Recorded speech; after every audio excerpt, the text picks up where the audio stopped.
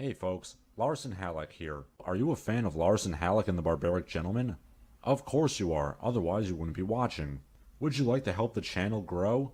Would you like to help me out? If so, here's how you can. You can go to patreon.com/LarsonHalleck and join the ranks of these illustrious heroes. You can also go to www.paypal.me/LarsonHalleck to also donate some money. You can also buy my book. The Patreon, the PayPal, and the link to my book are all found in the video description. You can also follow me on Twitter or on Instagram. I no longer advertise my Gab because Gab sucks. And if you support me enough, I'm going to make Larson Halleck, the motion picture, in which you will get to enjoy a riveting 4 hours of me and my friends playing grab ass in a public park. All I need is $90,000 to do it. And now, our scheduled programming.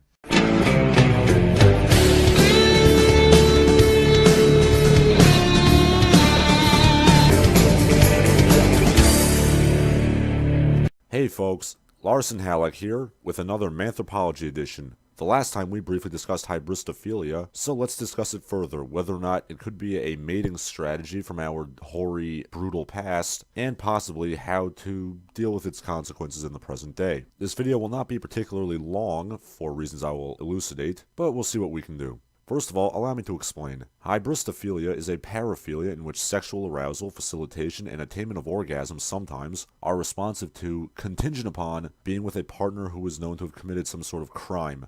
Typically a violent crime like rape, murder, or armed robbery.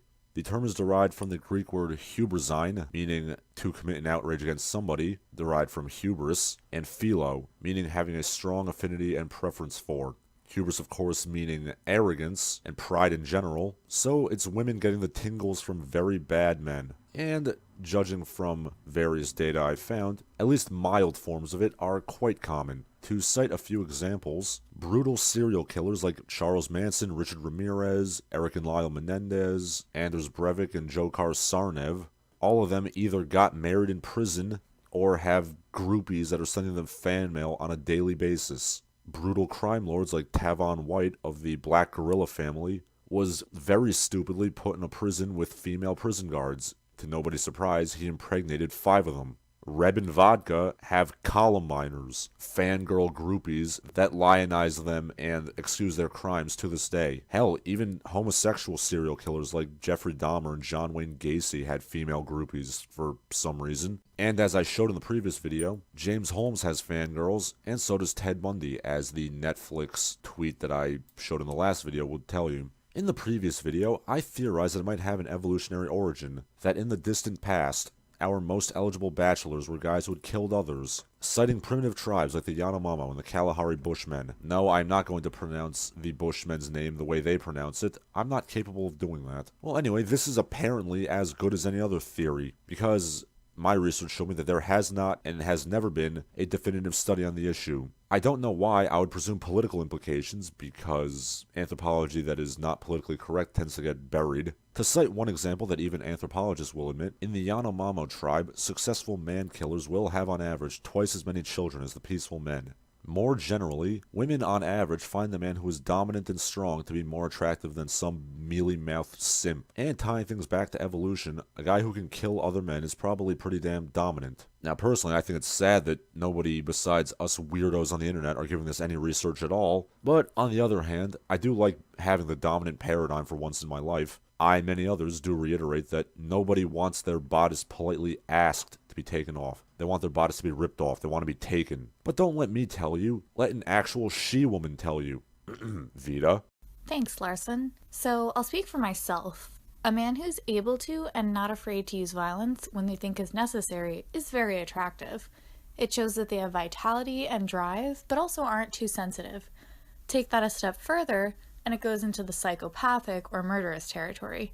Some women are okay with these types of men abusing them as well, but I think many are also under the ironic illusion that these men will somehow be good to them, despite showing a lack of humanity.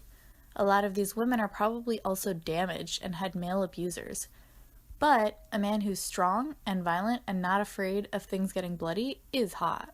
So what is to be done? Obviously, nobody wants to come home to find their teenage daughter furiously masturbating to a serial killer documentary. So what can we do to prevent this? As usual, the problem has a simple but difficult solution. Most things in life worth doing are simple but difficult. We have to teach men to be more masculine and teach them the right kind of masculinity, a positive, constructive masculinity, a masculinity that has the potential to kick a guy's ass or even kill him, but chooses not to. Power tempered by prudence. So what is my advice to women and young girls? Seek good men that are strong and masculine. Seek men that have the potential to kill somebody, but the restraint not to. Once again, the ideal man is sort of the tamed beast.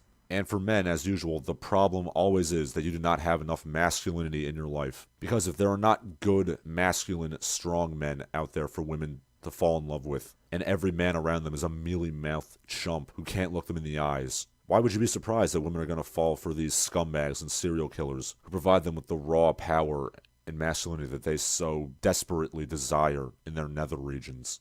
I'm Larson Halleck, and I appreciate humanity in all of its splendor.